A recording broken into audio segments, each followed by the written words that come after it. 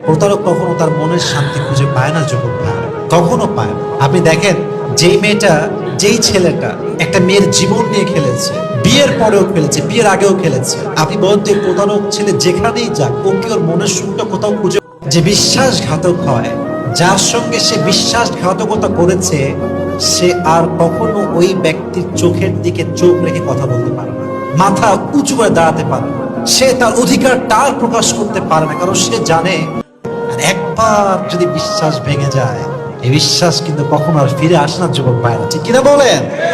আমার লাইফের রুলস হচ্ছে, সবার লাইফের রুলস হওয়া দরকার জীবনে আগে বাড়ার জন্য।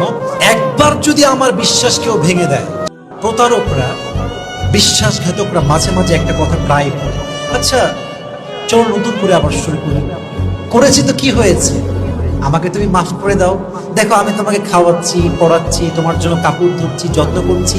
মানুষ যতই আপনাকে ভাঙে, যত কষ্ট দিক, মেরে ফেলুক একদম কষ্ট দিয়ে, যন্ত্রণা আপনার বুকটা ফেটে যাক, আত্মহত্যা করবেন না, সুইসাইড করতে যাবেন না। মাথায় রাখবেন যে আত্মহত্যা করে সে পুরোটা জীবন জাহান্নামের মুখে